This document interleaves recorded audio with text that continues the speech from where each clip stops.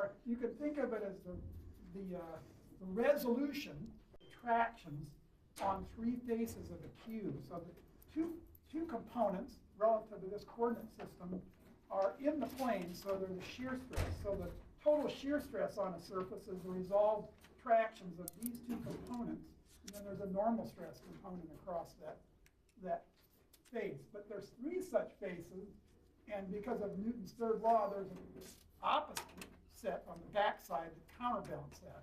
So the ones on the backside are simply redundant. There's another peculiar feature that I didn't mention, is that these two stresses, this one and this one, in this sense, must be balanced. They must be the same, because if this one was greater than this one, the object would start to spin. So it has to be in equilibrium so that those two are in balance. They're represented quantitatively in a matrix, such that that matrix has, along the diagonal terms, are the normal stress terms they're the pressures that are directed across the surfaces. They need not be the same. If they're all the same, then you're in simple pressure, or like the swimming pool effect. In the cross terms, these are the shear stress terms. And again, these are equal because these two are the opposing terms. So that what in matrix terminology, if you like math, this is a symmetric matrix. So that these are in balance, the ones across the diagonal line. This property, though, is directionally dependent in the sense that this matrix looks different depending how you reference the coordinate system. So the same way that a vector might be pointing in this direction and you change the coordinate reference frame, the vector is always a physical vector. So like that, we gave the example of a physical vector field. If you change the coordinate system, you change the three components of the vector, but you don't change the physical quantity. That's what makes it a so-called tensor quantity. In this case, instead of changing three components, so the three components of the vector, you change all 9 terms as you change the reference frame. So these numbers change systematically as you change the orientation of the vector reference system.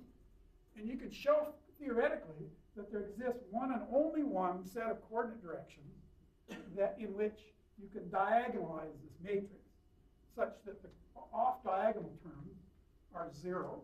And I'll sort of do a crappy way of sort of graphically illustrating that particular point by talking a little bit about experimental rock deformation shows that effect.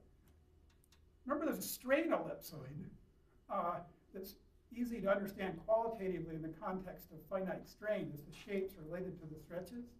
There's also a stress ellipsoid, but to me it's always totally abstract because it means nothing to me.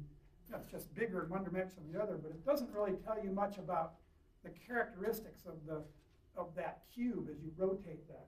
But it's just for your reference, it exists. What I want to talk about today mostly is to use the context of experimental rock deformation to try to help explain stress, and as a result, it will also help us explain faulting and other aspects of the dynamics of rock deformation.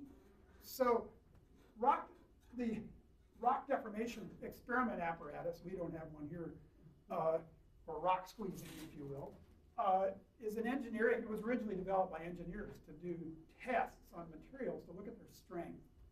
And a lot of this literature is actually just borrowed from engineers. Like tensile strength? What's that? Tensile strength? Tensile strength and other. We'll get to that in a second. But these devices are set up because to an engineer, most of the time an engineer doesn't care because they're looking at surface phenomena. They're looking at a road cut stability or a mine stability or something like that.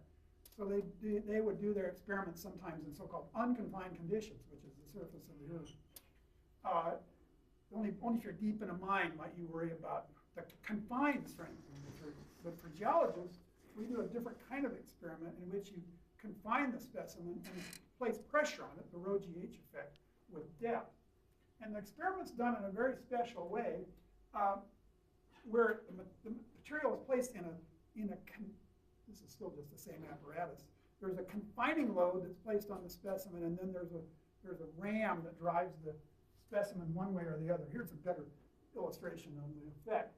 So that the way the experiment is set up is there's a ram that drives the test specimen. It's a cylinder of rock, or whatever material you're testing, but in our case it's rock. and it's jacketed in a weak material, typically copper or some other substance that can deform without breaking this or releasing material in this test specimen. The jacket separates the test specimen from a surrounding material, which is a fluid. So the fluid can't maintain anything but a simple pressure, right? So it's a swimming pool effect.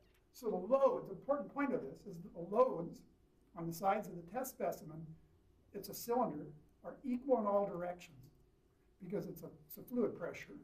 But you can change the end load. So you can either drive it forward or pull it apart.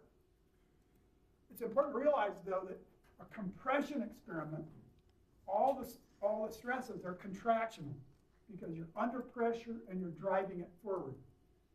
It's still a compression experiment if you're under confining pressure and you lower this load because it's still all under pressure. Because this, unless you drive that thing clear to the point where the stresses inside of that are negative, so to speak. Okay, I'll get to that in just a moment.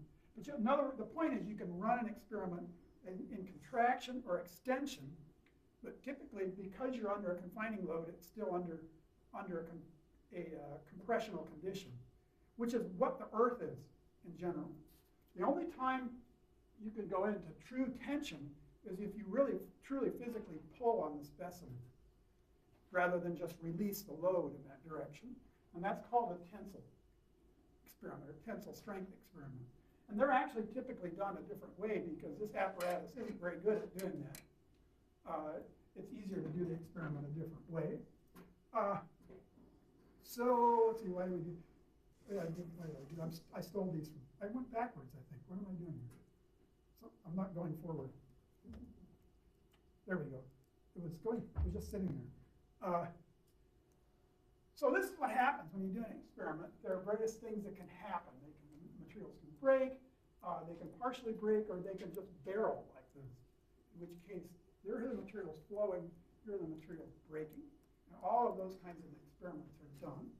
And in all of them, they're set up because we know what the stresses are within that system. And so you can relate directly the dynamics of the system to the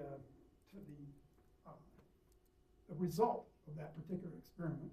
And here's just a quick and dirty illustration of a contraction experiment, an extension experiment, and a tensile experiment, where this is truly pulling in this direction, whereas this is still confined. Okay, and we'll come back to that as we go along. So let me end this quick, and I'll go back to another little thing here. My ancient old notes, but they're still